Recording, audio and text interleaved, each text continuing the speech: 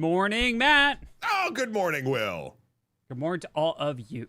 Welcome to Games for Breakfast, the only internet gaming talk show. We talk about this week's gaming and tech news, but that also, I can assure you, my shirt is neither chainmail, wet, or wearing a tank top underneath it. I just realized looking at this, basically, like, after washing it, the dye pattern made this weird kind of like, it's almost like I have a superhero suit on underneath it, but it makes the shading look weird.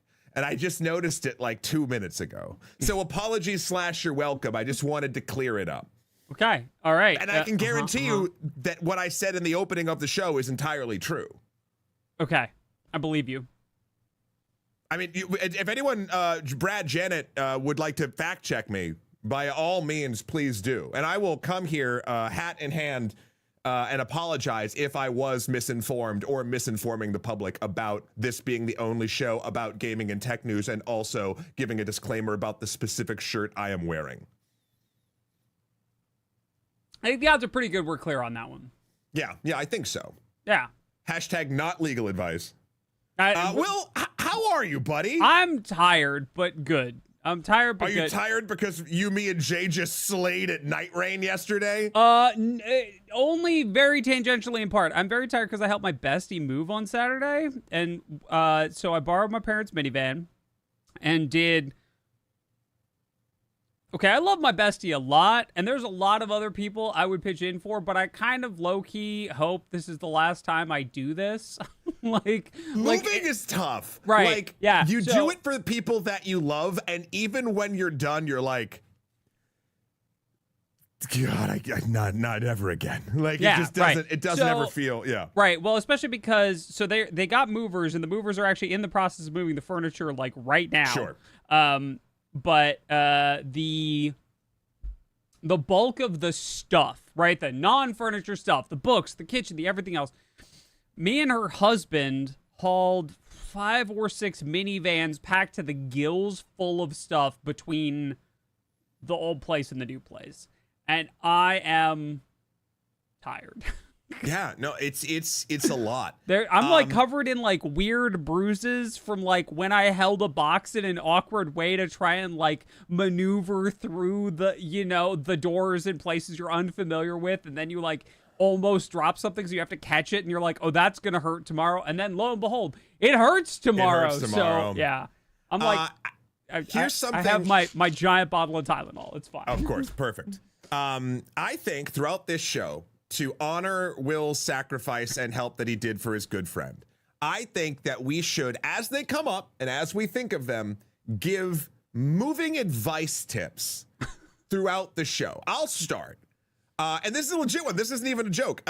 In my last 2 moves, what I ended up doing was, and it's cheaper than you'd think, rather than get a bunch of cardboard boxes that you either have to collapse and store or just throw away and buy new cardboard boxes, there are companies and moving services that give you essentially like plastic, like big bins that can carry more weight and etc. that you like zip tie shut, and you can just have them sort of done.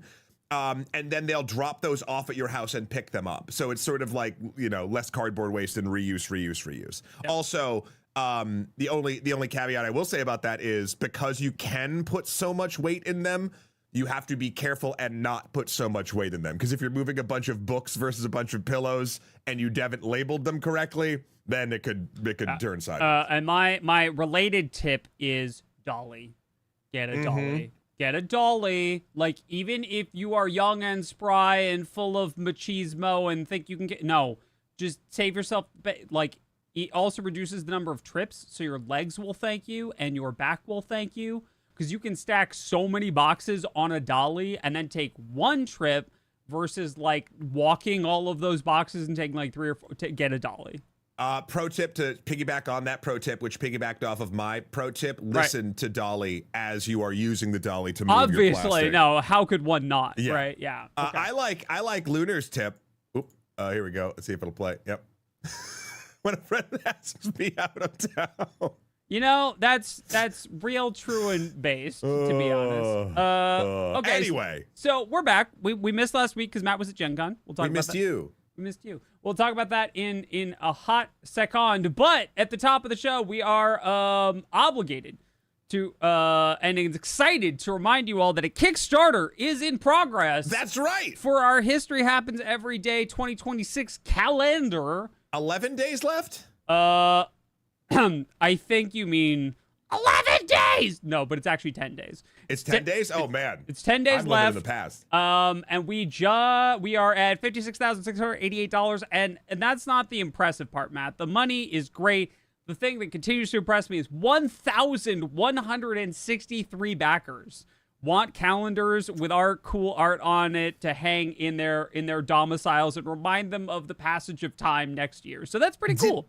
So you've talked to Jeff on stream sooner than I've talked to Jeff about this, maybe. Yeah, sure. Will, I want to make sure I'm not letting a proverbial cat out of a literal bag. So I need to ask you. Correct. If the other big thing at the end of a certain stretch goal has been announced yet. I don't believe so. He has told me what it is, but I don't believe. Oh no, it is.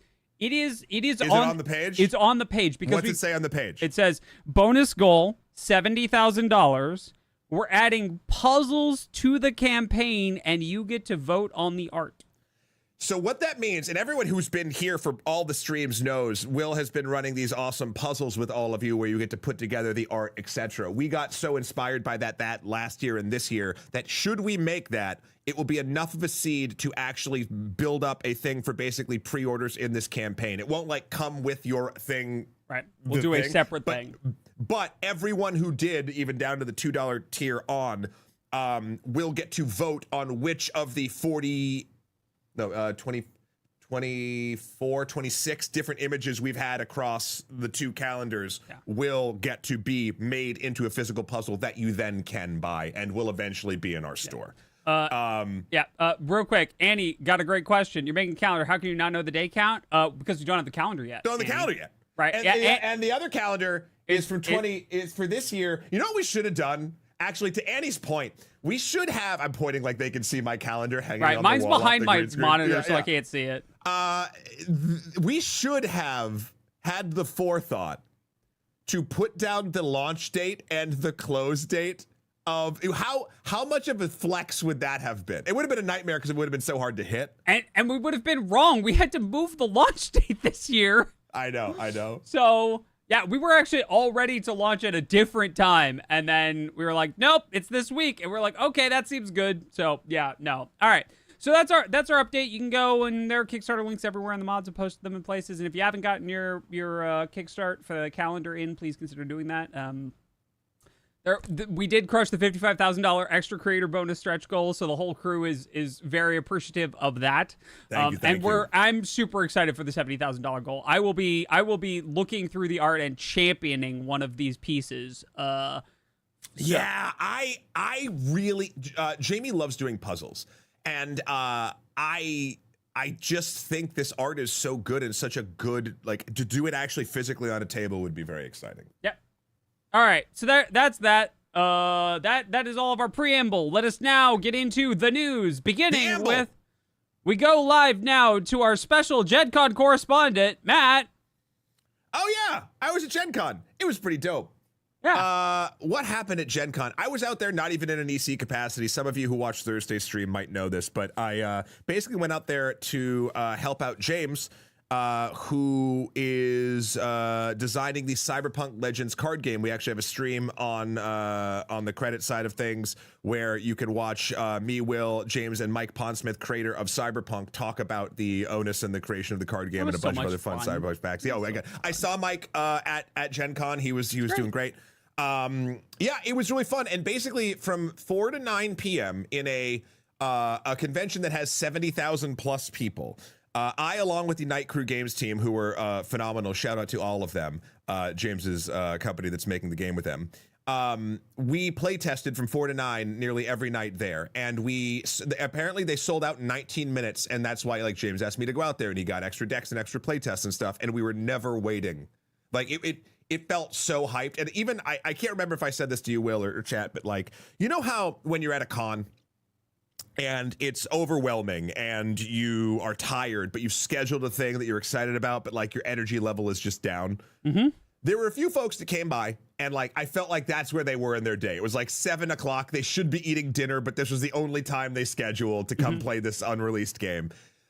And this is the strength of this game. Every time, by the time we hit like a third through the demo, like everyone's life, like came back. Like everyone was having a really fun, engaged time. And that to me, again, is the sign of a great game. It's always wonderful when your friends make something. It's even triply wonderful when they make something that's actually amazing. So we were just talking about Kickstarters. That Kickstarter will be, I think, September. So we'll tell you all about that more when it launches. We'll let everybody But that was great. Got to hang out with Jasmine, that bronze girl. I got to hang out with Persephone Valentine for the first time in IRL since we did our Cryptids for Christmas stream over on the Extra History channel.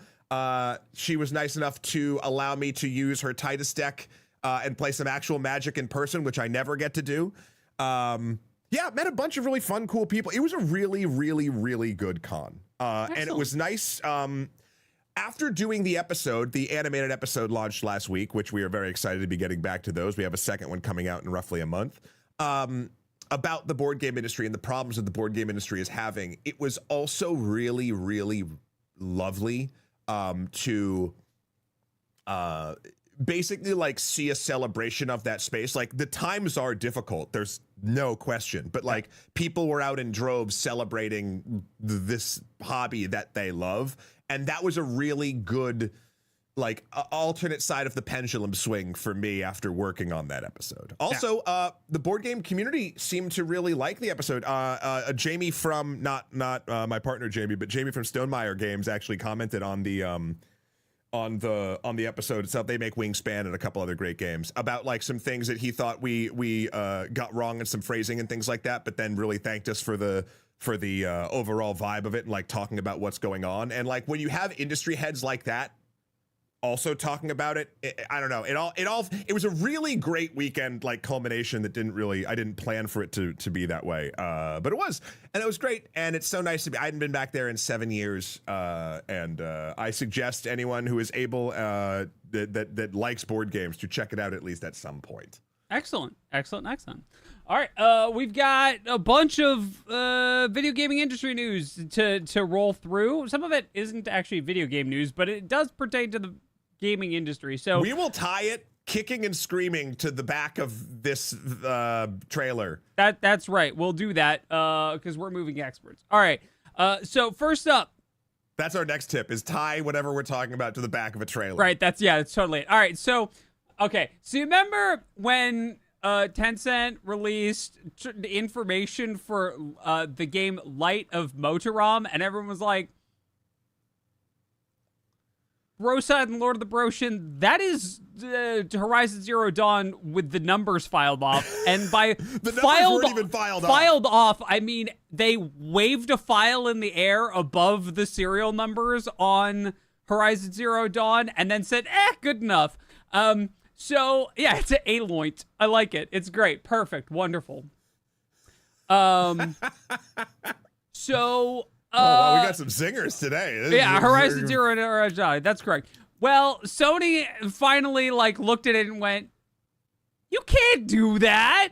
So it's finally there's finally some legal action going on. Sony's filing a lawsuit. The light of the most egregious examples of blatant intellectual property yoinking have been pulled from the Light of Motorom publicity package. But it will be very interesting to see how this goes, largely because this isn't like the Nintendo Palmon lawsuit. This is Sony and Tencent. They're like, this is two kaiju fighting. This is like two kaiju battling it out over intellectual property and how similar is too similar. So it will be interesting to watch them fight. I don't know. I don't think there's going to be a fight. I think they're just going to strip everything away from this thing. Like, I think what this Alloyn't is, in my opinion, is the company and their who knows how much even Tencent even knew about this, because it's a subsidiary of Tencent, like everything is. But like, this is testing the fences. Yeah, this is their raptors in the pen being like, can we get away with this? Can we get away with this? Can we get away with this? And I think that when they get slapped down, I don't think there's going to be a fight about this. I highly doubt. Actually, have we seen any actual gameplay footage of this game at all, or is it just announced with a couple images? I can't remember. Don't believe so. Because I imagine that this is not a again, I could be entirely wrong. Please prove us wrong here over on Blue Sky. But I imagine that this is not exactly like a years in development heavy duty thing. This feels like a simpler exhibition of game design. Maybe I'm wrong. Yeah. Red asks a very important question. Whose jurisdiction is this? Great question. It turns out that despite it being Sony and Tencent, the lawsuit was filed in California federal court. So that's... File where you can win. Yeah, right. That's a choice that was definitely made on purpose. And both companies do business there. That's totally fine. Correct. It's just very interesting to me that, like, of all of the places that Sony and Tencent could duke it out, California federal court is where it's going to be. File where you're going to win, man. Like, that's just... Yeah, absolutely. This is what it is. Yeah, I this was coming. Like, we talked about this months ago. And I imagine they were just getting their ducks in a row. And yeah, and I imagine that there will probably, in order to save on lawyer costs, they will be like, all right, how much of this do we have to chop out to, like, make you happy? And they've already chopped out, this comes to us from Kotaku, they've chalked out like the words colossal machines and mechanimals. Okay, but like mechanimals sounds like the weirdest. Is it just me, or does it sound like some kind of like weird breakfast cereal? Like, now from Quaker, it's mechanimals. Like, yeah. Well, is it just funny. me? It might just be me, but I feel like mechanimals is like... The other side of this is the Tencent, the Kotaku article continues. The Chinese conglomerate was recently sued by Sony, who alleged that Tencent kept trying to license Horizon Zero Dawn for a survival crafting game. And when Sony kept saying no, turned around and made it anyway. So they could have even like started it and then had to change it. Yeah. Okay. All right. No. All right. Okay. Okay. So yeah. So that's going on. Mechanicals versus Animorphs. When? Please and thank you. Yeah. God, Animorphs remains the children's book series that I think about fondly the most often. Animorphs was wild, y'all. Yeah. Like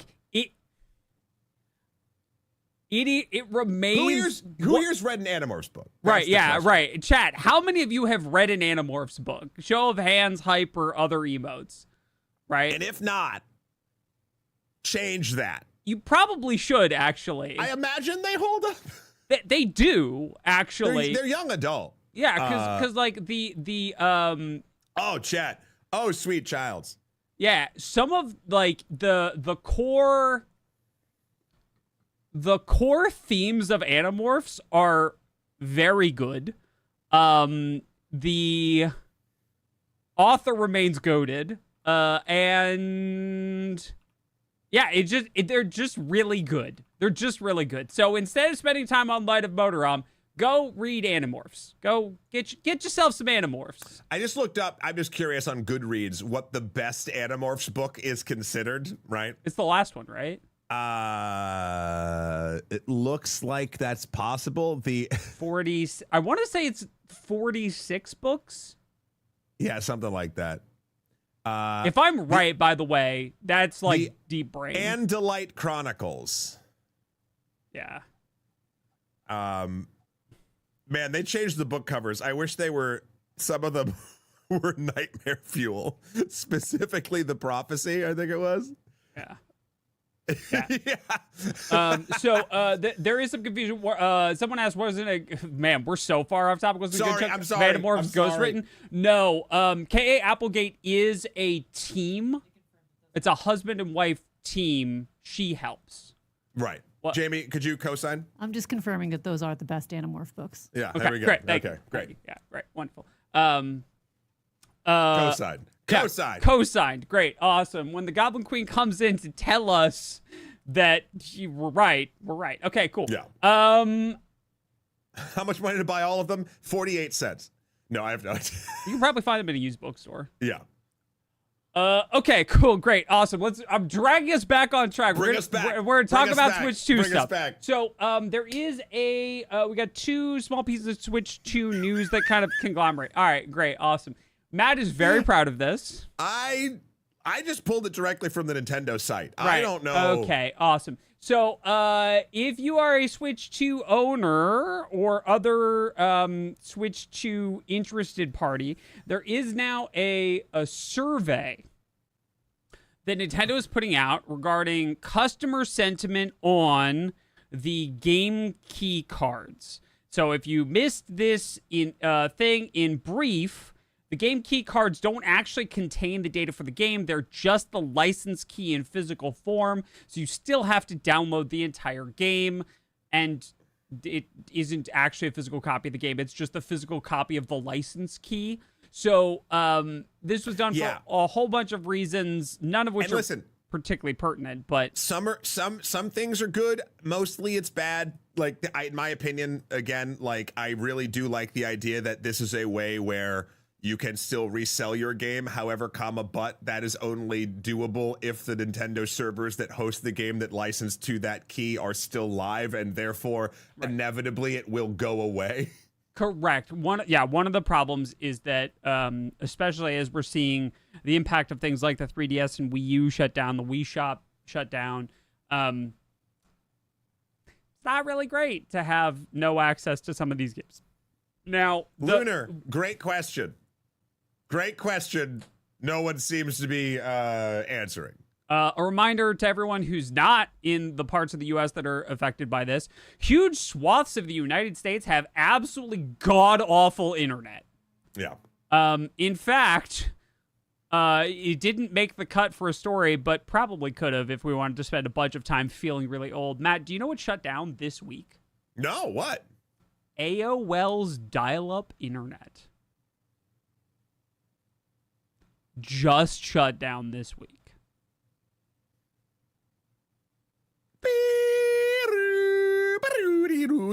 Right.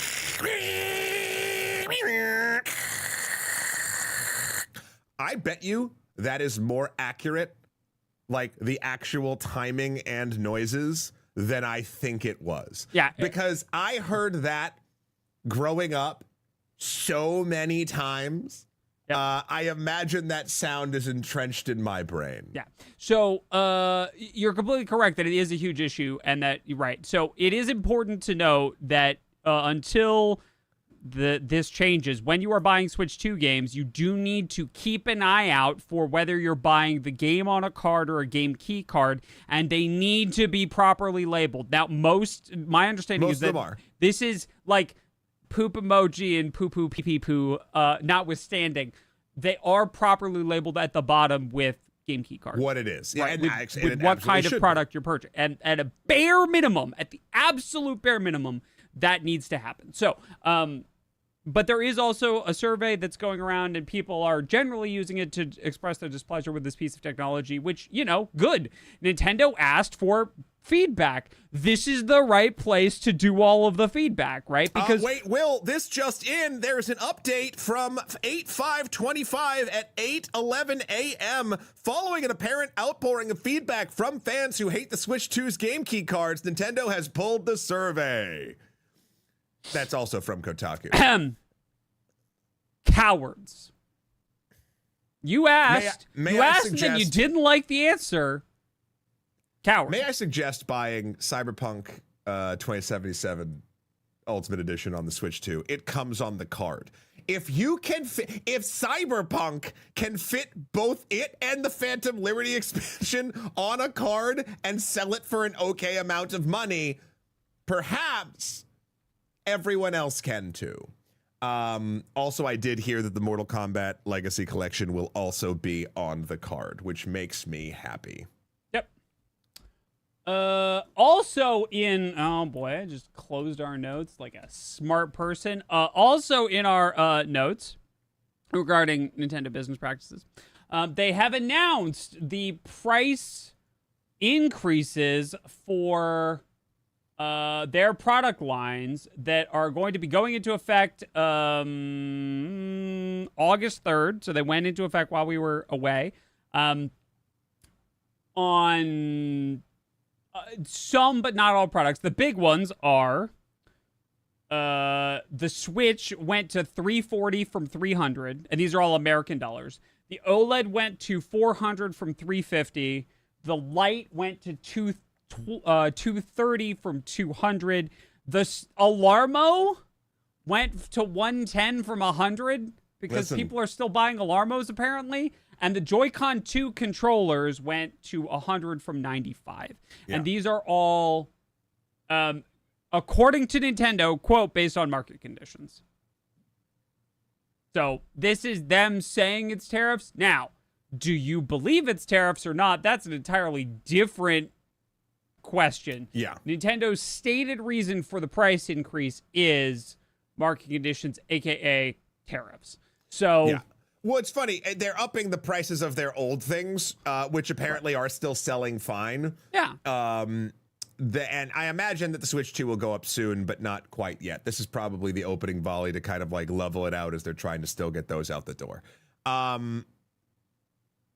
Yeah. I mean, it's literally an unknown market. How could you not do this? Side note, Shiro, the link to the survey is supposed to go to a small group of users, but wasn't tied to select My Nintendo accounts. The link got shared. The survey overwhelmed numbers of unprecedented responses. So that makes good job. So they screwed up and got more than they asked for. Nice. Also, I will say again from the same. I think the game key cards is better than opening a game box and getting a download code. Agreed. Better is not like two things can be true. Better and bad are not mutually exclusive, right? And again, I agree.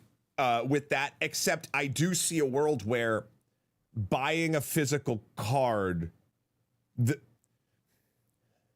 there is more investigation than should be necessary in order to know whether or not the actual card you are buying is the game on the card or not. Because institutional knowledge would dictate that if you buy a cartridge, the game you are buying is on the cartridge. That is just, again, sort of institutional knowledge based on how games have been bought since they've been sold. And yes, it is labeled, but again, like the value proposition of the object is changed because it has more requirements asked of the consumer. And so, yeah, we'll see where it goes. Yeah. And as for prices, it'll be very interesting to see how the market responds to this. And by the market, I don't mean the stock market. I mean like people buying the OG Switch projects. And people were mentioning in chat, it would be interesting to see if when the tariff situation stabilizes, if prices return to their previous levels. That's the big question, isn't it? Right? Because that is not something that companies have historically shown a great amount of willingness to do, right? Once consumers have adapted to a price due to weird conditions, people tend to stick, or companies tend to stick with that price, even if those conditions are no longer in play. That is the way that business has historically worked. So I will be very interested to see if that is the case, or if when tariffs go away, they go, oh, well, the American consumer is used to paying this much, so I guess we'll just pocket the difference, right? And like that is the dark side of corporations, is that is the way that they work. Yeah. So we'll see. Oh man, what is however the original 3DS price? What is the 3DS price? Are they still selling 3DSs? No, they can't be. Can they? I mean, it's the last handheld. Well, the Switch is a handheld. Sure. I'm not seeing it. I'm getting like 230 pre-owned. Yeah, they can't be. Yeah. I love my 3DS. I think I have like two or three of them. The 3DS with a fiery passion. Come on. No, I can't stand it. I've tried so many times. I just hate it so much. Like, I've tried to use it. Like, it's not a bad system, right? By the way, it's a fine system. I just can't stand using it. I hate everything about it. I love it.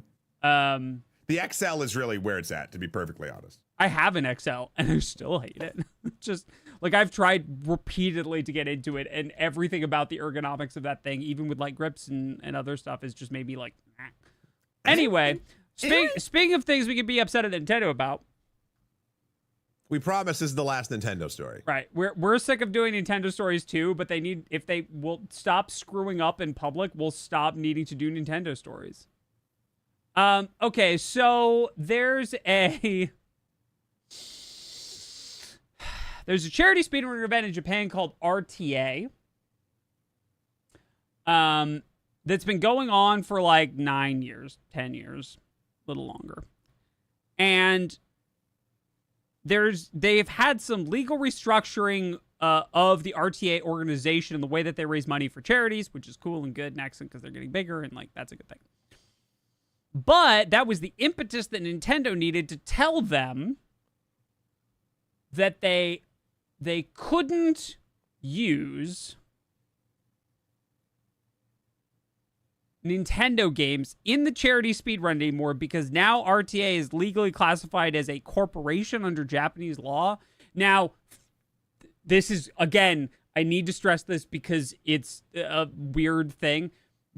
These words mean slightly different things, legally speaking, because this is a case that is wholly contained to Japan. RTA is a Japanese. This isn't filed in the state of California. Right, yeah, this is right. So what they mean by corporation, right, is what I believe what most of us would probably refer to as a non-profit here in the U.S., but it is a different legal classification in Japan. Okay, cool, great, awesome. So Nintendo said you can't do that anymore, and in fact, all of the previous times you've done it have been no-nos. You can't do that. So there will be no Nintendo games featured at all at this year's RTA event, and they are now working on a individual case-by-case, game-by-game basis for getting permission for future RTA events from Nintendo. Nintendo, I know you're watching. Vehemently. Bruh. What? It costs $0 to shut up and not be idiots about this. There's no positive to this. And I know the lawyers are hungry, and I know they keep pulling at their leash, and it gets tiring to keep holding them back, but you gain nothing from this. There's zero gain present here. I wonder, okay, I have a theory, because there's been so much bad press Nintendo stuff lately, and many of it rightfully so. But I wonder if, and this is by no means an ask for people to stop being mad, keep being mad. Like, you know, if a company's doing something you don't like, you can be vocal about it. Absolutely. When there's so many stories, big and small, about Nintendo, like I do truly subscribe to the belief structure of never assign malice when incompetence is right there. Right? Like, so many different disparate elements of a company. We often think of big companies as like these omnipotent beings that like should have their eye on everything, and stuff with all, like, we've talked about 3 different things from Nintendo today, right? We've talked about a survey going out from their honestly, probably from their social team. We've talked about prices going out from their financial team, and we've talked about licensing and IP going out for a charity thing from their legal team. Not every one of these teams talks to each other. That's probably true. But at the end of the day, it is the heads of the corporation that are in charge of running the playbook on all of this, right? If it seems like there's two things happening. One, doesn't seem like any part of the company is talking to any other part of the company, and then they keep having small fires, and then that just boosts the need for shows like ours and news outlets that are hungry for gaming news, especially like last week was a pretty slow gaming week, to keep pulling at things. And what gets clicks? People mad at Nintendo. Okay, so we're going to keep finding these small things that, again, Nintendo is doing and should be called out on. But I wonder if the Nintendo, like, because it gets clicks and we talk about it, it becomes more in the news.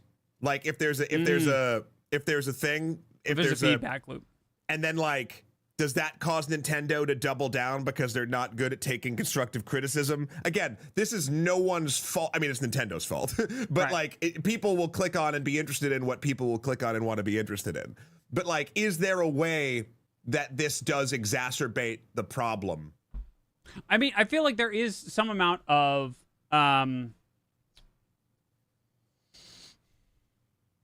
holding Nintendo to account for them screwing up, right? Like there are like, but also no one is because it's sales Nintendo. Numbers, right? Yeah, right. You can't really tell Nintendo what to do right now.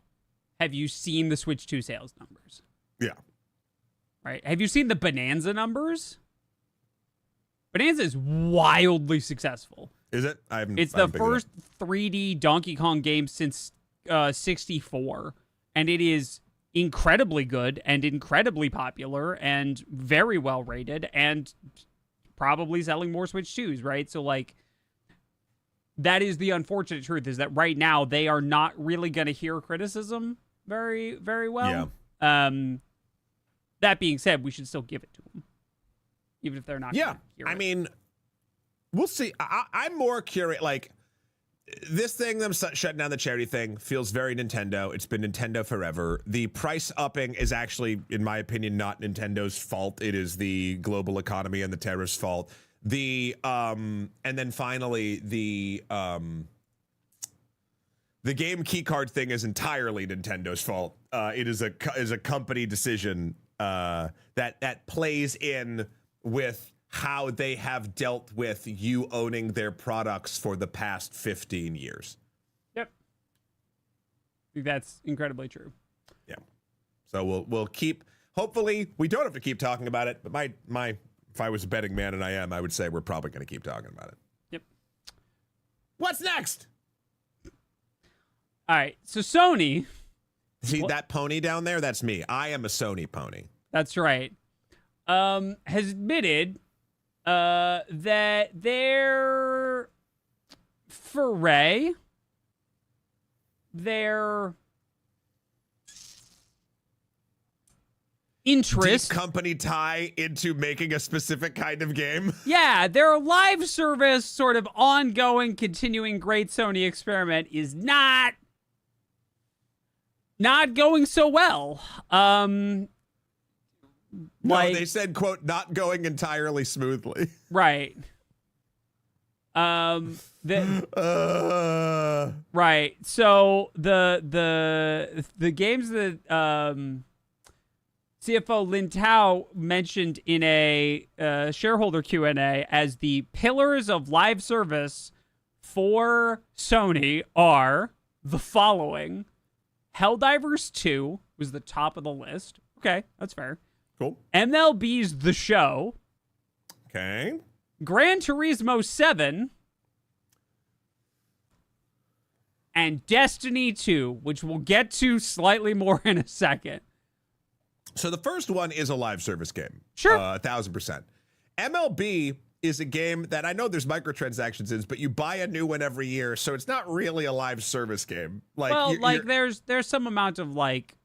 It's a Scooby-Doo villain of a live service game. Correct. Yes. Then what was the other one? Gran Turismo 7. It's funny. I saw F1 and I was this close to buying Gran Turismo 7 for the PSVR 2 capacity. It was on sale for $30 for a little bit, but like I had to remind myself I don't really like racing games. Yep. Like every time I try and buy a fighting game, I'm like, I'm not good at these yet. I would have to spend so much time on these that like, yeah.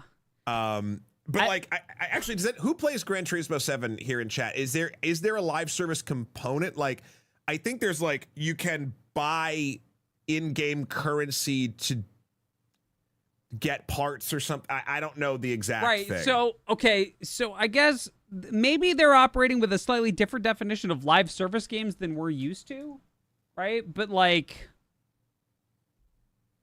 would you call Mario Kart a live service game because it had a DLC pack? Like, no, but these are more than a DLC pack. This is expansions, like and in-game currencies. Okay, so there's weeklies. Okay, so there's some amount of live service, but it's not. I wouldn't say it's predominant when we think of live service titles. Okay, great. Roller, do you know what the live service capacity is of Gran Turismo 7? Like, is it just like you can buy? Is it? I imagine it's like Grand Theft Auto Online, where you can buy the money in game and do things. Right. But you could also earn that money in game. That's my guess. Sure. Ooh, I like Darter's zombie service games. Yeah. Also, social calling me out all day. Mario Kart is a racing game. It's probably the only one that I like. Mario Kart is a racing game in the same way that Smash is a fighting game, which is to say that it has many things in commonality and is not a core of that genre. Yeah. Kart racers are different than racing games like Gran Turismo in the same way that Smash is fundamentally different from something like Tekken. Also, Dark Wasp, earn in GTA, very true. The great thing about GTA, and how do I say this without getting in trouble? The game is about crime. I feel as though, in the context of the in-game world and using that in-game world and playing that in-game world in that specific bucket, just use that as you will. Use that as your North Star, and you'll be free. Yeah. Oh God. Okay. All right. I like two racing games, and that's it. Yeah. So. Here we go. Roller got back. You can buy credits, sort of a catch-up system, but the live service is usually about racing with others. Ability to sell your cars to others. Interesting. So do you sell? Ooh. Okay, I'm seeing the. Yeah. So there's more of it, but it's not in the same way as like a larger ongoing ecosystem, like an MMO or a Fortnite style or like a battle royale. So it has some elements, but it's not as, I would say. I feel like you could take all that away and still have Gran Turismo, but you can't take all the live service out of Fortnite and still have Fortnite. Right. Yeah. Yeah. Anyway, so now that we've defined, and then we'll get to Destiny in a second, but that's a game that has enough expansions and microtransactions and things that it makes sense. Like that's in order of clarity, it goes Helldivers 2, Destiny 2, MLB, and then Gran Turismo for me, kind of. No, that makes sense. And I think the reason they're digging so deep for that list, lich service games, is that Concord, according to rumors, and this is what Kotaku's reporting on, and I'm inclined to believe this, cost somewhere between $200 and $400 million to produce and made back $1 million made back on Concord. So they are desperate in a shareholder meeting to be like, yes, we still have live service games. Look at all our live service games. Look at how much money they. Please don't look at Concord. Don't look at the Concord files. Please don't look at the Concord files. Look at all 2.5 of our live service games. Right. Yeah. Right. And I'm also very much in line with Richard's fear. Concord made $1 million, like a whole $1 million. I'm amazed. Right. How did that not get refunded? I have no idea. It should have made $0. That's true. Weird. Anyway, so it's the fact that they are saying in a shareholder meeting that it's not going well is a sign that it's really not going well. Because generally, shareholders are the last people that you want to admit that things aren't going well with the money that they want you to be making for them. Yeah. So this is kind of an interesting problem. I do like, so this again, from the Kotaku article, they say they didn't paint it as all roses, as the article says. They said, quote, of course, we recognize there are still many issues, so we should learn lessons from mistakes and make sure that we introduce live service content where there's less waste and is more smooth. Now, yeah, And listen, it seems like they're doing that with Marathon. Like, it seems like they want to make sure that this isn't another Concord.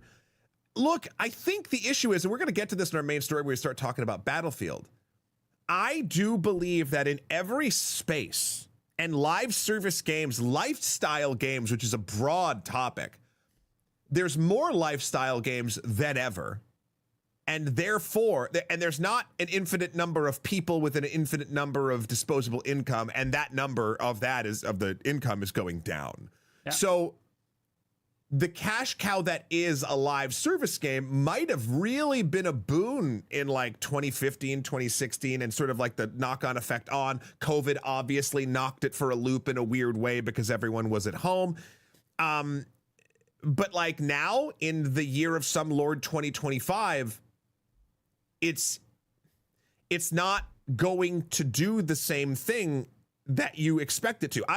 Did I tell the story of running into an old executive producer friend of mine at a network event, Eric? Did I talk about this in the show? I don't think you did, but we also only have 40 seconds until ads. So do you want to tease I will do the story story as incredibly quickly as possible. Okay, cool. Eric was a great executive producer over at MTV and Viacom. And when I met him at a event, he's like, what are you doing these days? And I told him I was on YouTube. He goes, oh, he was saying this jokingly. He goes, you're a part of the problem. And I was like, what do you mean? And he goes, there's only a set number of advertising budget, like dollars that can be spent on advertising a year. And before it was just network TV and basic cable and extended cable. And that's where all the dollars went. Now, anyone who's good and successful that has a camera due to all of these streaming services and YouTube, etc., can take a piece ever so small of that amount. But because there's an infinite number of people that can do that, the advertising budget has gotten smaller for cable television and it's slowly dying. And I was like, yeah, that's really smart. And I'm sorry. And I have to go check the charcuterie board. He was very nice. He's a wonderful dude. Yeah. He's super talented. And we ended up going drinking for the rest of the night. So it was very, very fun. Yeah. All right, cool. Yeah.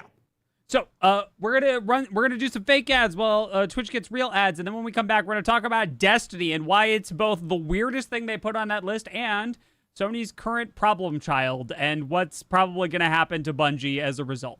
So if you're new, the way that we do this is while Twitch gets some real ads for things that you can really buy, if you're a subscriber over on Twitch or over on YouTube, you can get fake ads for things that you can't buy as sort of a little improv game, and also to keep y'all entertained while we keep pre-rolls off. So, Matt, would you please start us off? Sure. Boop.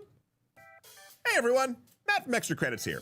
Say, do you ever want to wash a shirt you really like, but then realize that it changes the dye pattern on the entire thing and makes it look like you're wearing an extra swimsuit under said shirt? Well, then may I sell you never washing your clothes. That's right. Listen, there's a lot of problems that come with that specifically, and we're not going to get into that today. That's future use problem. But right now, maybe you have a shirt that possibly makes it look like you're wearing an old-timey bathing suit underneath it, and you really wish it didn't, and you didn't notice it until you were on camera. So in those specific cases, I truly, truly urge you to buy Never Washing Your Clothes Again today. Okay. Great. Awesome. All right. Okay. Great. Awesome. Oddly, that was one of the most cognizant one of those I think I've done in a long time. Yeah, that's correct. That had a higher than normal hinge quota. Yeah. Yeah. Okay. Right. You let me know. My Yeah. Here we go. 3, 2, 1. Hey there, friends. Welcome to Extra Credits, here to sell you on the idea of don't let everything hurt. If everything hurts, find ways to stop it. Take hot showers. Tylenol. Also, don't move your arms. Just if it hurts, just don't move your arms. Just whatever, you definitely don't do this because it hurts a lot, because you can't extend your arms all the way because you hurt from moving. But it's also worth because you helped someone move, and that's cool because you like set them up on a path to like a new happy life and a new home. But like also consider just don't move. Just sit here and be pretty and just don't stop moving. I think by volume, correct, your fake ad was the like 27% the word don't. Yeah, right. Just no. don't. Like, that's, yeah, right. Just don't. Hey everyone, Matt from Extra Credits here. Have you ever just tried don't? But then you might be thinking, wait, don't. But what if don't. But wait, hold the flippin' phone. What if you don't. Don't.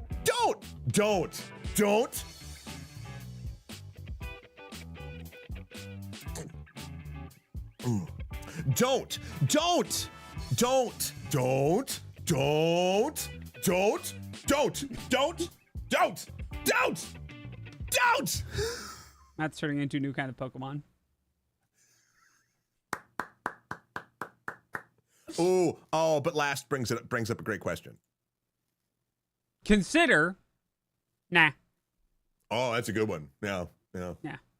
I'm gonna touch it. Don't touch it. All right, we're back from ads. So, we said that we were going to talk about the exception to Sony's list of live service games, which is, you notice how they put Destiny 2 in there?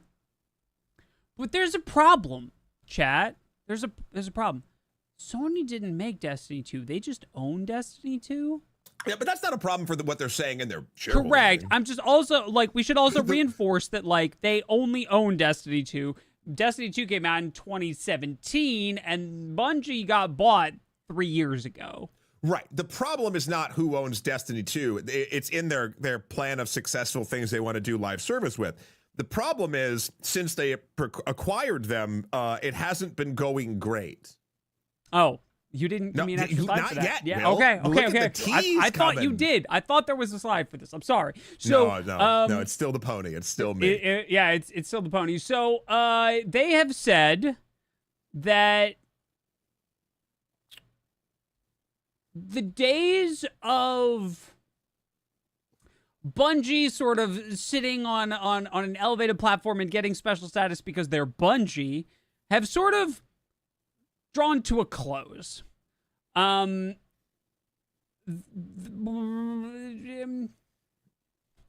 from that same call, at the time of acquisition, we were offering a very independent environment, so that was one way of thinking, Tao said in response to a question about Bungie's future governance. However, thereafter, we've gone through structural reform as we announced last year. So from this type of independence, the independence is getting lighter. So Bungie is shifting into a role which is becoming more a part of PlayStation Studio, and integration is also proceeding. So in the long term, if you see this as an ongoing process, the direction is to become part of PlayStation Studios. So I think that I would like to call out, and again, I am the pony. Please know this and take my opinion with the grain of salt lick that it deserves. I think this entire thing with Bungie and Sony is a really smart move that did not pay off. So Sony acquired Bungie, basically kind of saving them in that term, and was like, we want them to keep making the games that they want to do. Like, absolutely, we're hands off. And let them go for roughly 3 years. I also think that they have a somewhat hands-off approach for certain projects. Like, I don't know, for instance, Conquered, how much Sony was like had their hands in it or not, or if they just ignored it, expected it to be great, and even then, that's poor management, right? So Bungie has had 3-ish years of runway, and due to what they've done and due to the other things that are going on in the studio, that can't happen anymore, and they are now bringing them in more for, honestly, to be controlled more. Because based on sales numbers and general acclaim, it seems like the last Bungie expansion was not well received. It was not. It sounds like it needs it. Yeah. And listen, Sony does a bunch of boneheaded things. Their first party, like Sony Studios games, are 9 times out of 10 fire. And that doesn't mean that you can just take a whole company and integrate it and then that whole thing will be fine. Of course not. There's growing pains and a bunch of problems and a litany of other things that can go wrong. But I like that they gave Bungie, based on reputation, time to see if they could do it on their own. Mm-hmm.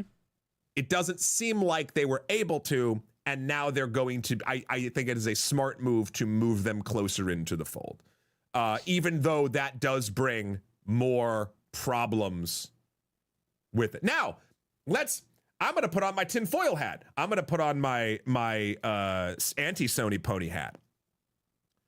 Is there a world where Sony set them up with unrealistic expectations, but also requirements for live service profits based on what Destiny was to maintain an ability of anonymity? This is me making stuff up on the spot right now. I'm just saying, like, is there a world where part of that deal was, yeah, you're independent so long as you're profitable, and they needed, like, the only way that it could be profitable would be to shoehorn in live service nonsense because that's part of what Sony's trying to offer?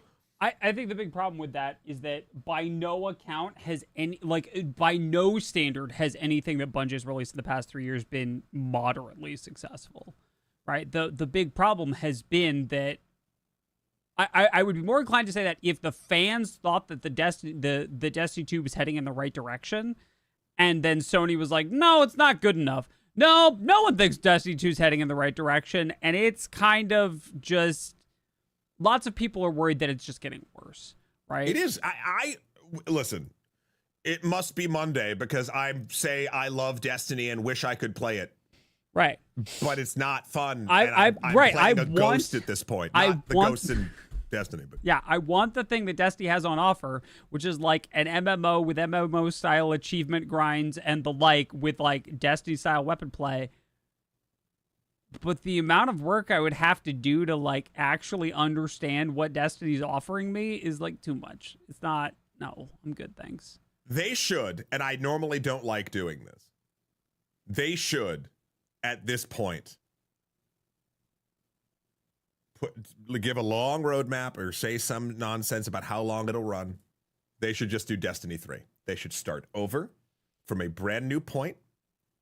If they like, the Destiny 2 player base is shrinking. You need something. You need a new on-ramp. And do like a true 3, not like a Overwatch 2 3. Right? Yeah. Also, so if it is going to be free to play, I'm gonna push back ever so slightly. Yeah. Destiny 2's all-time peak was only 2.5 years ago on Steam. It was 316,000 players on Steam. It's still pulling like 60,000 concurrents. So like it's a fifth of its peak, but it does still have a player base. But here's the question. Actually, Will, this is a great question basing Twitch metrics off of game popularity, because we're going to talk about in a second Battlefield. Sure. And when the numbers are as big as that, sure, that I think falls into a different category. But when we're floating around 60K and we know that Destiny 2 is floundering, sure, does that say that more people are watching it be played? No, sorry, that was SteamDB numbers. That's active players. That's Steam, not Twitch. Sorry. Did I say Twitch? I'm sorry. I apologize. I pulled up the SteamDB numbers. The Twitch viewership numbers are decreasing in all metrics. It's down from last week, and the trend line is down.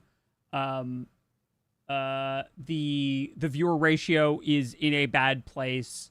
The number of average viewers is down. The hours broadcast is down. Like it's not improving from a Twitch metrics perspective, right? I have a deep love for the Destiny franchise, and I have not played that game truly, like played in years. Okay. Did we drop? Twitch chat is saying that we dropped, but I'm not seeing anything that indicates that we dropped. YouTube, are we still there? Yeah, Grass says it's still on there. And I don't see any oh god, it's on Twitch. Cuz this just in on YouTube, Janet only fact, Twitch goes do. Cuz I've got, according to all of Twitch monitoring metrics, I am currently showing an uninterrupted stream.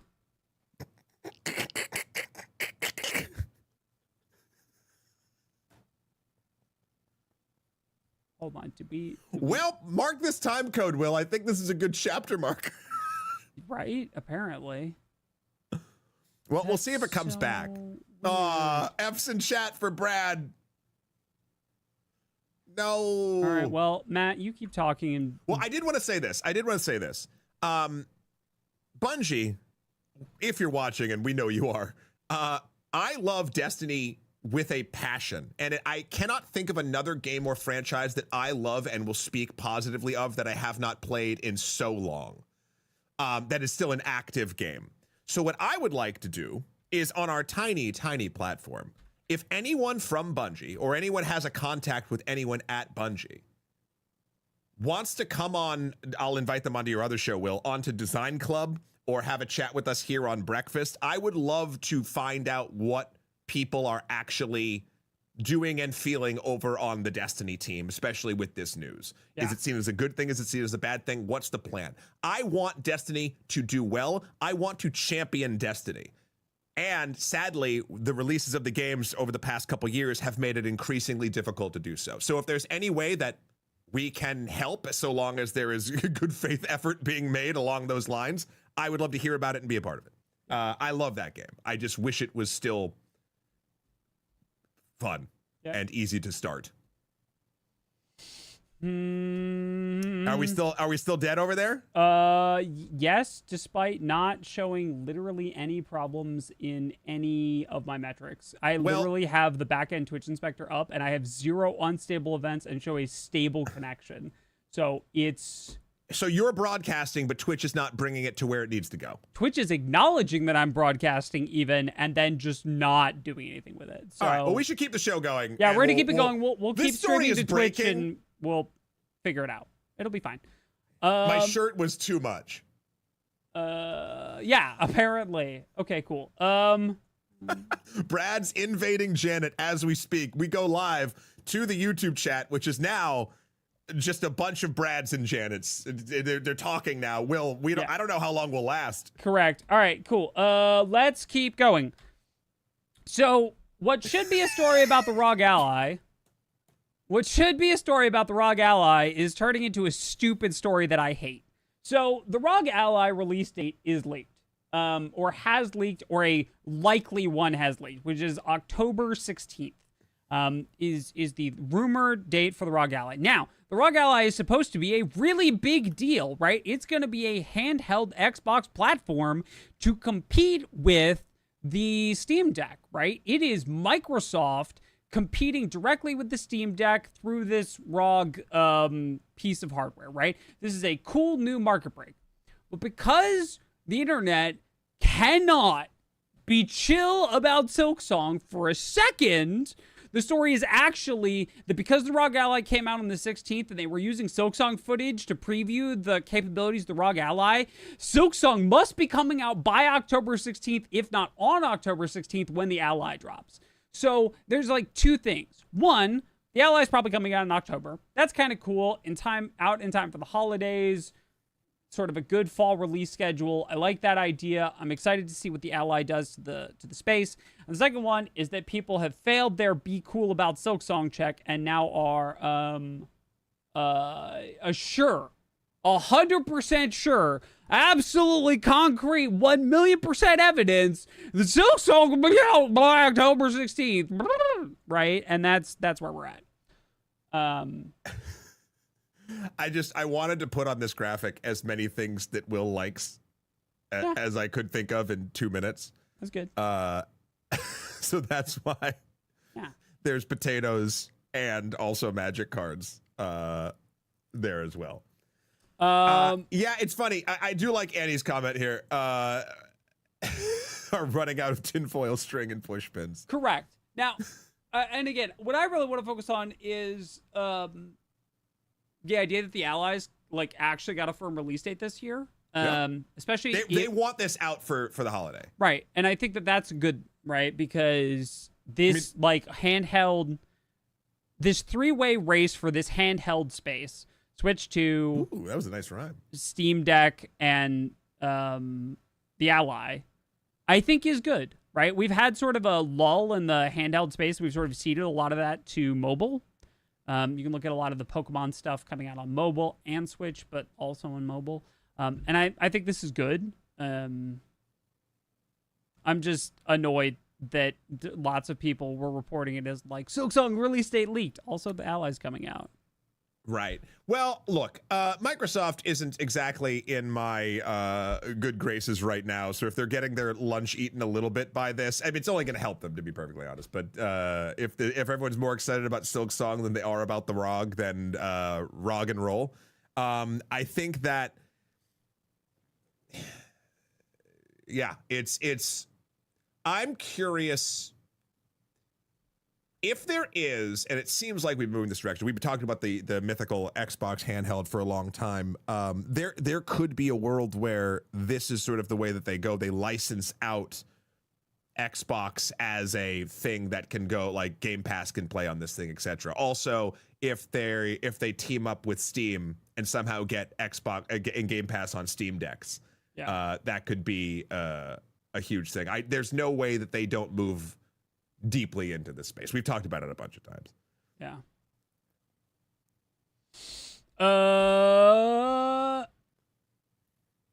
Okay. Sorry, chat. I'm still trying to figure out what in the world's happening to Twitch. But everything that you're doing is like, it doesn't seem like anything you can do. Which is why I'm checking for like the weirdest message, because the only thing I could think of would be that we'd get banned. Because this is what a ban would look like, but like, ooh, I don't know, right? But wouldn't we get a notification? You would think that, wouldn't you? And is the rest of Janet, who is normally Brad, Twitch? Can you go on? Is the rest of Twitch down? Are other channels I'm running? already working on that. Like this is the reason I have 3 monitors. Morning, Siri. Okay. Oh yeah, ban should eat chat too. That's correct, Gladius. I don't know then. I literally don't know, and I can't do anything. I can't do anything about it without like I can't do anything about it. It's not on my end. So if you show up in search, and we wouldn't if we're banned. Oh, that's true. Question, Will, can you stop the Twitch stream and restart the Twitch stream without stopping the YouTube? Not without stopping both the recording and the YouTube. All right, then we're here. Yep. I'm also I'm doing a quick thing. Other channels are okay. It's not OBS. It's not. I have no clue. So you know what? We're just gonna forge ahead. Okay, great. All right.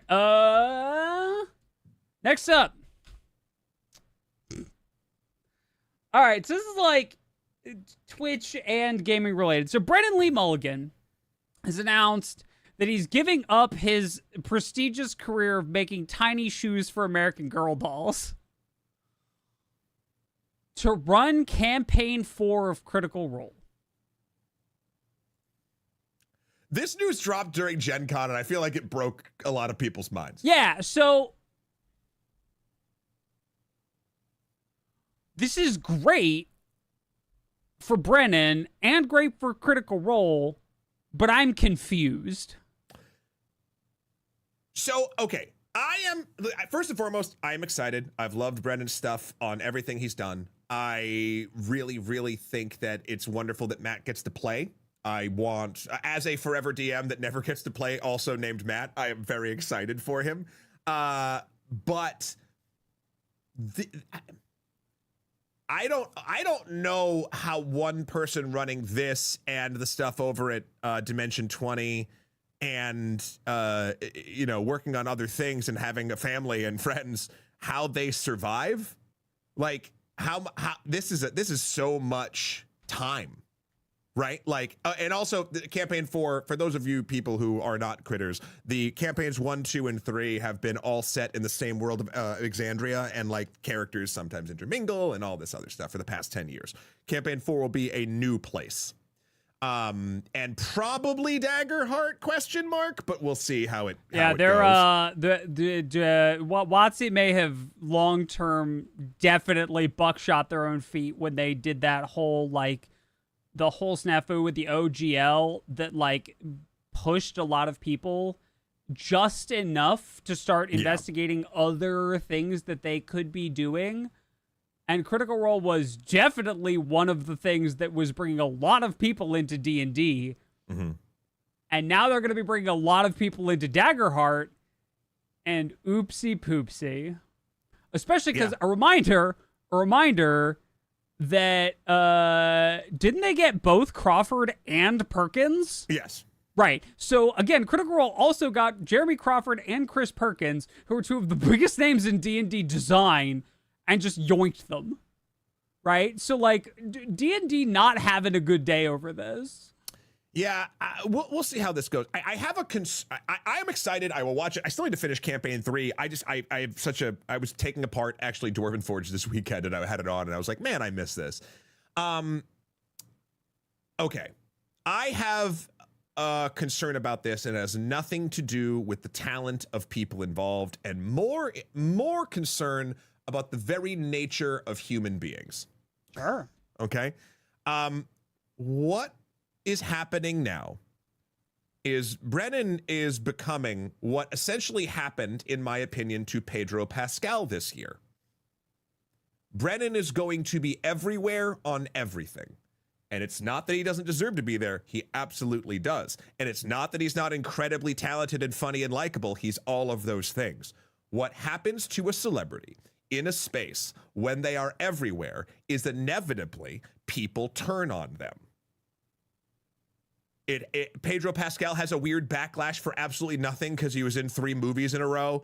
I mean, you look no further, and there's various isms that are taking place in a lot of these things too. But like, look at Anne Hathaway. Look at all these people who get Jennifer Lawrence. Like, if you look at these actors and actresses who are everywhere, then all of a sudden, because they're everywhere, people start getting.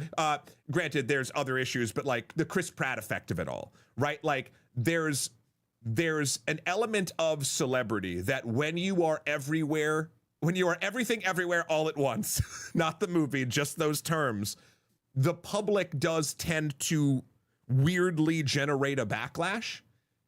And I don't want that to happen. And maybe the TTRPG space is a place that it won't. And I hope it's not. That's my one concern about this entire thing. Does that make sense? Yeah. Like,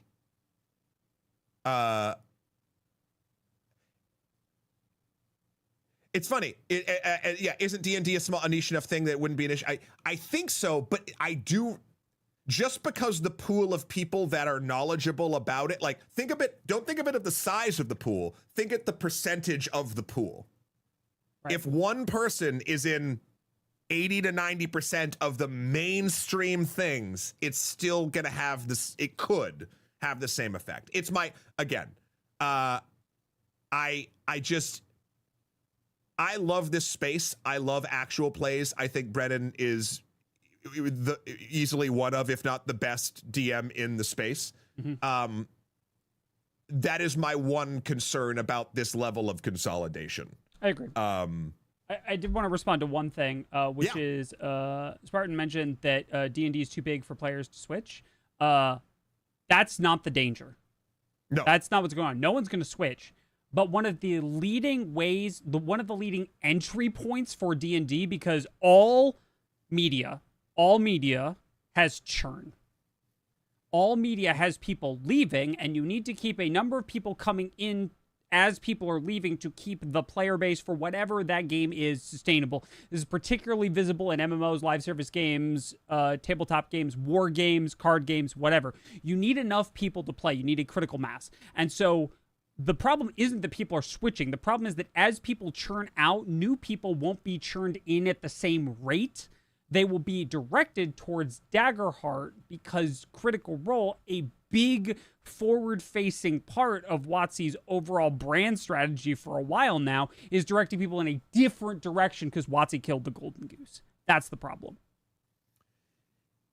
Yeah, I mean, that is exactly right. It's not like campaign 4 will start and everyone will stop playing D&D and play Daggerheart. This is a play in years. This is a play, like, for instance, like right now in D&D spaces, we are still in, I would say, the very end of the, if you were psyched about it, the glow of version 5.24 of the updated 2024 editions, right? Yeah. I love the system. I love D&D. I think it's a great game. With Perkins and Crawford gone, who knows what's going to be happening over there? There's no public-facing path or brand identity to really speak of outside of the IP itself, not the people behind it. Whereas the reason that brand and IP got repopularized was because of personalities outside of their purview. Yeah. Critical Role, all the Dungeons and Daddies, tons of actual plays, right? Yep. So when talking about this sort of thing, what Will said is entirely true. The churn will be real. And if D&D doesn't answer with something equally as exciting, that's when you start seeing it. And like, it's funny because the ubiquity of D&D is the thing that keeps them up. I know some people in chat were saying like D&D is slowly dying anyway because there's a million different systems that do X, Y, and Z elements better than D&D does. True. The thing that D&D does is it allows, it's a melting pot, and you can play almost any kind of game in D&D, even though it won't be the best version of that game. Does that make sense? It's ubiquitous. Why is it 5.24 rather than 5.5 or 5. That's just a colloquialism that I did. That's not what it is. Most of the books came out in 2024. It's still 5e, but an update. So I just call it 5.24 for 2024. Yep. I know the Monster Manual dropped this year, but. Yep. So that's where we're at with that. Good luck to Brennan. Interested to see what happens. I'm so psyched to watch it. Even all of my worry aside, I think it's going to be a great show. Yeah, I've sort of churned out of Critical Role. I will give this one a shot. I gave Campaign 3 a shot when they started, and I'll give this one a shot when they start this one, just to see. Also, Mighty 9 season 1 dropping this year. Something like, yeah. The animated. So that's what I'm. Also, this is. Sorry, we're still talking about this. The thing that I'm actually very, very excited about is this does give the actual core team, I think, more time to develop the animated shows and other things. I know they want to get into video games, etc. The whole cast is deep rooted in game voice acting and producing. So I like that will also be the case for that. Yeah. Okay, a quick update on Mastercard. So this is just a brief follow-up. So I thought this image would be what gets us banned from Twitch, but right, yeah, apparently. Yeah, right, 100%. It's 2 CDs, right? Okay, so it's 2 CDs, Matt. All right, so we talked a little bit on the last show about the problems of payment processors demanding that platforms remove games or cut off access to the money that keeps those platforms around.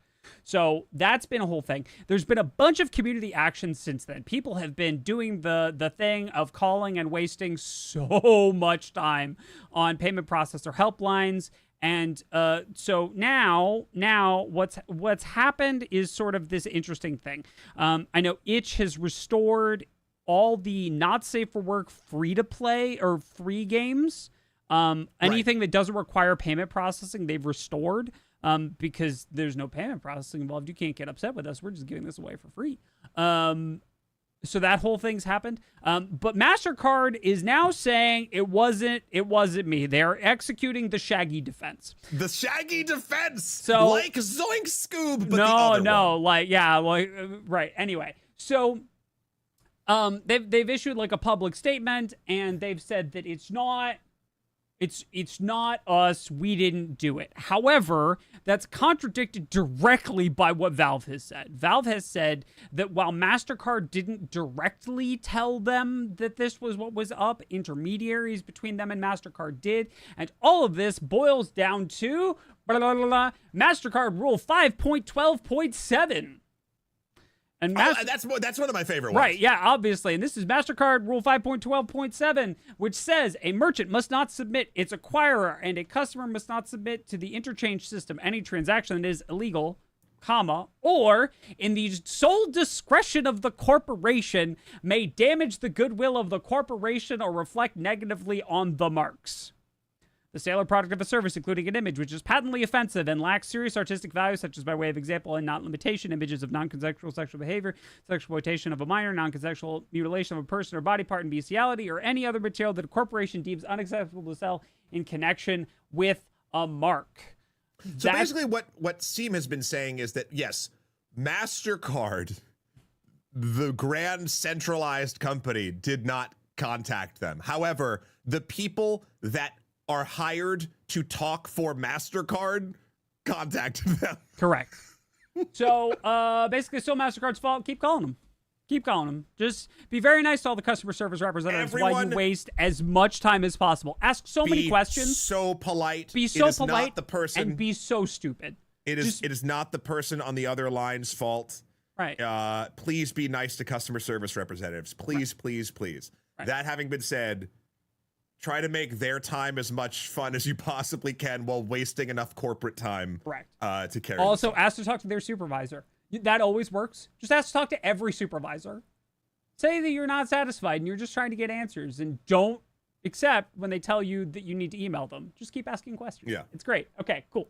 Our main story is a little bit on the shorter side this week, but it is a really big thing that's going on in the gaming world this week. Specifically outside of what I would consider Will and I's wheelhouse. Correct. So I'm not a big live service shooter person, and I'm definitely not a big modern warfare person. Military shooter, like IRL type real life military shooter. I don't really vibe well with modern military shooters for a whole bunch of reasons. That's not to say they're bad. They're just not my bag.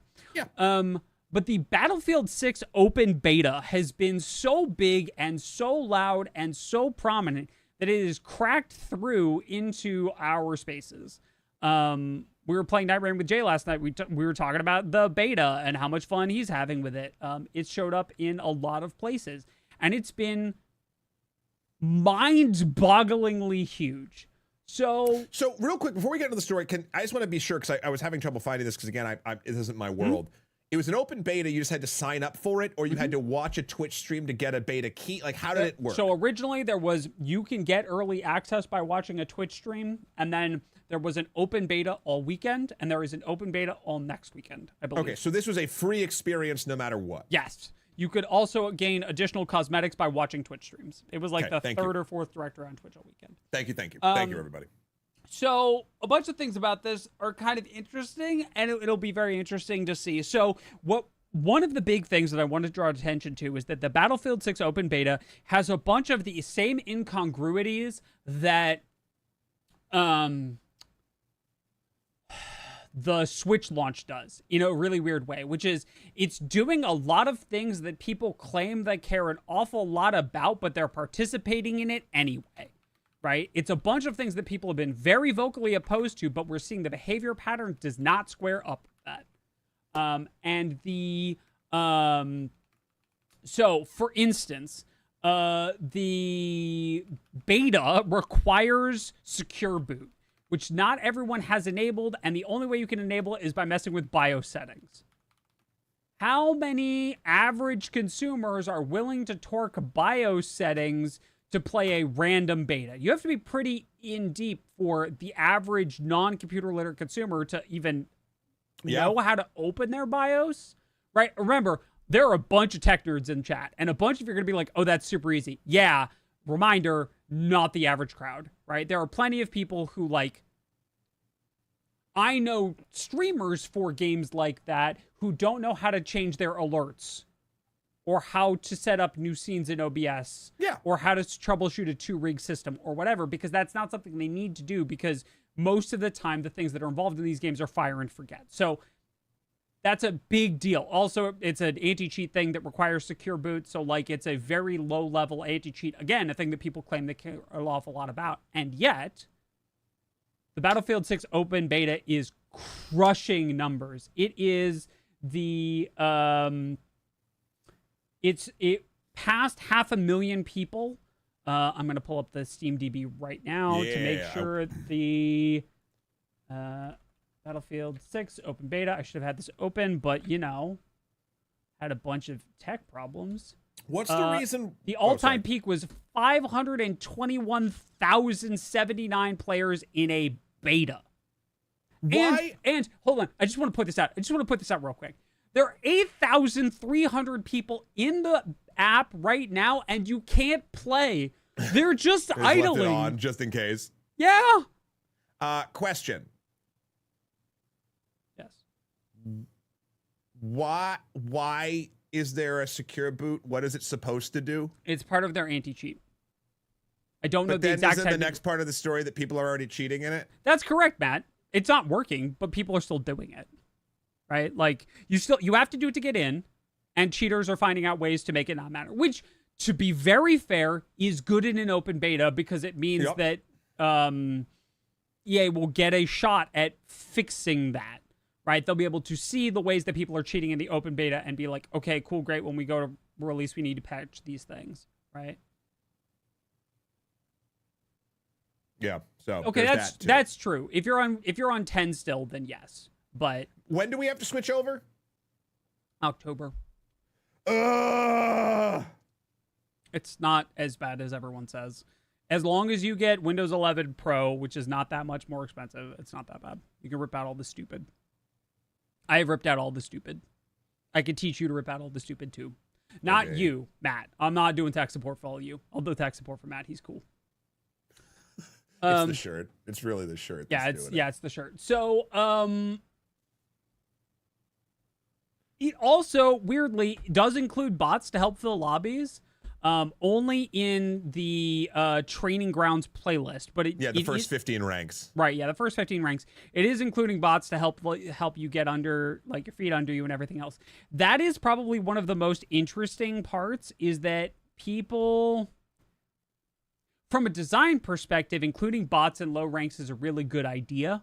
Mm-hmm. Because it gives people more time on target without getting absolutely curb stomped by someone who has a much greater amount of experience in shooters in general, right? Okay, because without that, right, little Timmy, who got into the open beta because it was his first shooter and it's free and, whatever, has a chance of getting matched into Shroud's first lobby and having a terrible time. Yeah. Because the matchmaking system doesn't know who Shroud is yet, right? I like Adam. To be honest, the bots were harder than the actual players. That's very reasonable.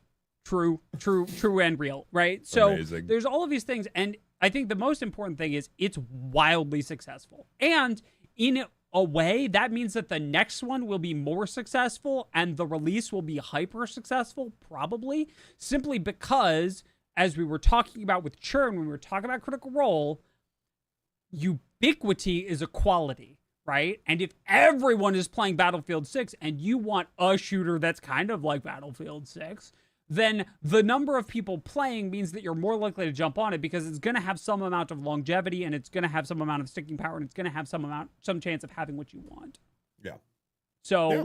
Side note, Will, we can stay a little bit longer. I've moved my meeting a half hour, so we're good. Okay, cool.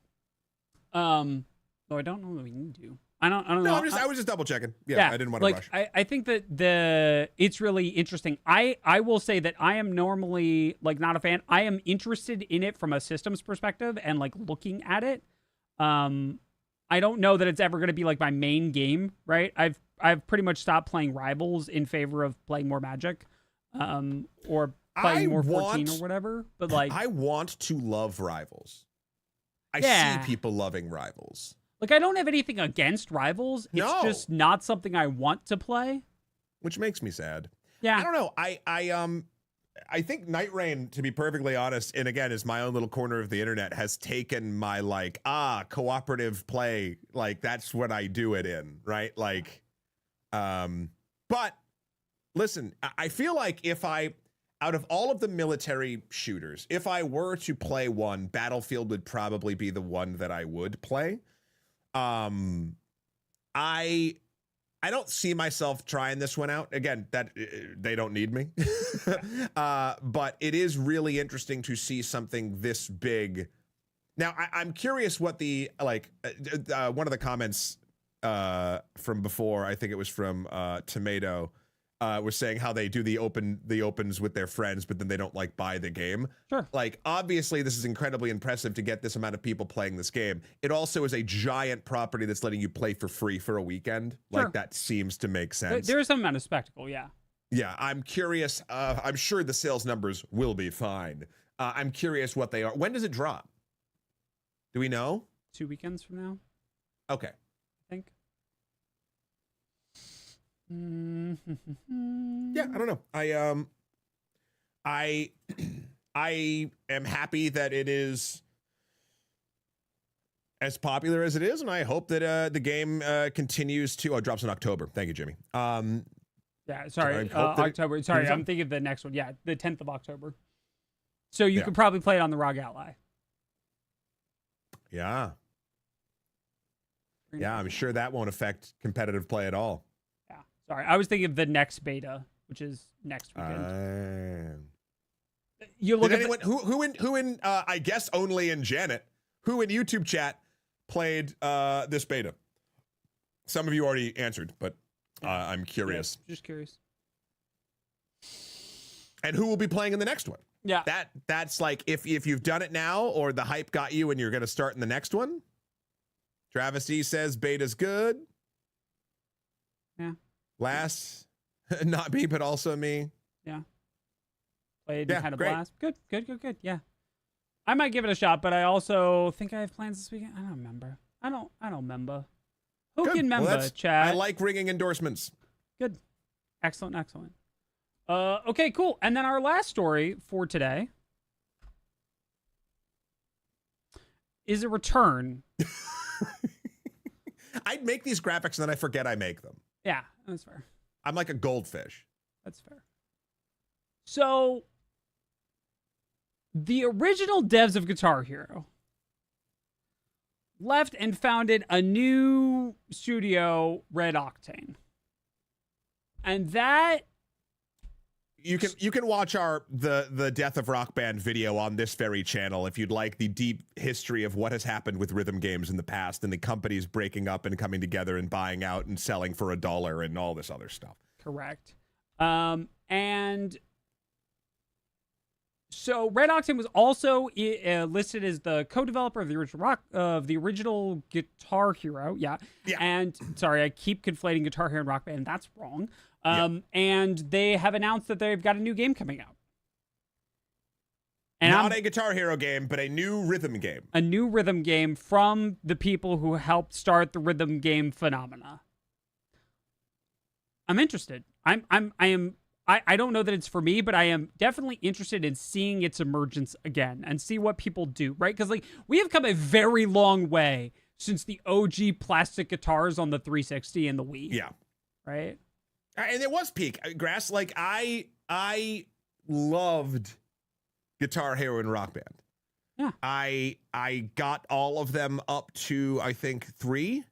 And then because it was a great way to be social with your friends that didn't to be perfectly honest, didn't interrupt the full flow of a party. Yep.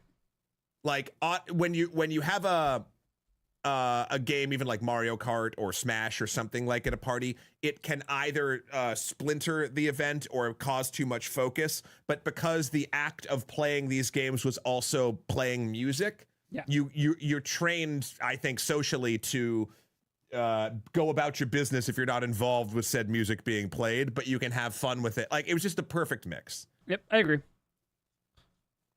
Also, yeah, mindless. Great point. They made RedOctane made good DDR pads. RedOctane, I'm happy to see this happening. Whether or not we are in an economy that can, depending on what the rhythm game is, because what was that rhythm game I was playing on stream for a second? It doesn't bode well that I can't remember it. It was you played it with a controller. Where you played a DJ. Fuser? Man, what was it? Fuser. Yeah. Like, I'm trying to think of like, and if anyone's going to do it, I think it's RedOctane, but I'm curious, like, can the economy handle more plastic instruments at this point? So like, and if not, are we just going to use controllers? And is that fun? Like, it'll be interesting. We'll see how it goes. Yep.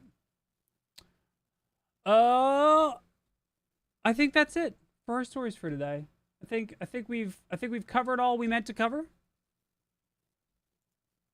I think that's it. Yeah, I think that's a good spot. Sorry, chat. I do apologize. I know I have not been the most present, but tech problems from a producer standpoint are one of the things that absolutely just cook my brain, especially when none of the things I have, and I need you to understand, I have a lot of things set up to help me understand what's wrong, and all of them, 100% of them, say nothing is wrong.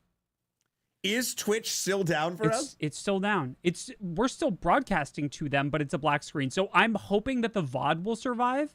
That's my hope. That's why we're still going. Interesting. Is that, we'd have to segment this and the recording, but I'm also hoping that the VOD makes it, even if the live isn't. So we'll see. But we're gonna. Well, we know how much Twitch values VODs, right? So the way this is going to work is Matt's going to lead us in our sign off, and then we're going to go dark completely. And I may be back later today on Twitch to do some Donkey Kong Bonanza. It's also possible I won't be able to go live at all, in which case I'll see you all tomorrow. I bet you will. I have faith. But before that, let's all just say goodbye to one another, go off into the week in happiness and gaming news the same way that we do every week. Because as you know, this is a team building exercise. We want to make sure that everyone at Games for Breakfast, on the YouTube side of Janet, to the Brad side that's normally on Twitch, to the Rockies over on Nebula, we see and hear you. Please message us on Blue Sky to say hello. We want to make sure that everyone feels connected in the same way. So without further ado, thank you so much for watching Games for Breakfast. And always remember, don't. Just don't.